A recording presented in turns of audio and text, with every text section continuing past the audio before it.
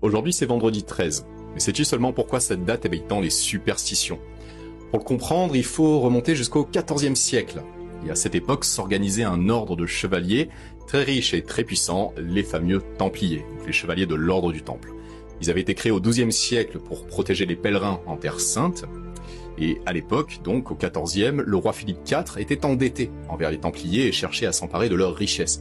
Il persuada alors le pape Clément V de l'époque de lancer une enquête contre eux en les accusant d'hérésie, de blasphème, de pratiques occultes, bref. Sous la torture, de nombreux Templiers avouèrent des crimes qu'ils n'avaient jamais commis, et sous couvert de ces aveux fictifs, le roi Philippe IV le Bel ordonne l'arrestation massive des Templiers en France, le fameux vendredi 13 octobre 1307. L'ordre du Temple fut dissous en 1312, et les biens furent confisqués. Jacques de Molay, qui était le grand maître de l'ordre, fut brûlé vif sur l'île aux Juifs à Paris en 1314. Mais l'histoire ne s'arrête pas là. La légende raconte que juste avant la mort, Jacques de Molay maudit le roi et le pape, qui moururent d'ailleurs peu de temps après. Et cela a renforcé l'idée d'une malédiction satanique. C'est d'ailleurs sur ce terroir de fables, de filiation tout aussi fictive avec les Templiers, que le Vatican s'est confronté à l'ordre de la franc-maçonnerie, en désignant à tort les francs-maçons d'hérétiques. Ce qui est malheureux, c'est qu'encore aujourd'hui, le Vatican n'est toujours pas revenu sur sa position.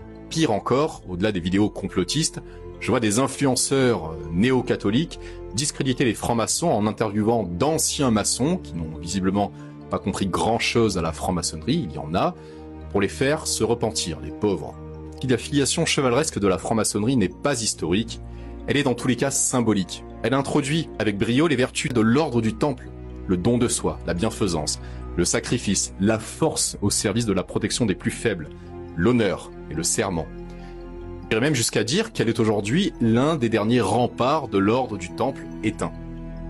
Et je pense, pourquoi pas, que les ordres de protection actuels du peuple, la police, l'armée, les pompiers, au-delà des rituels actuels, devraient également avoir une reconnaissance chevaleresque, rituelique, car cette protection au service du peuple est une notion qui est sacrée.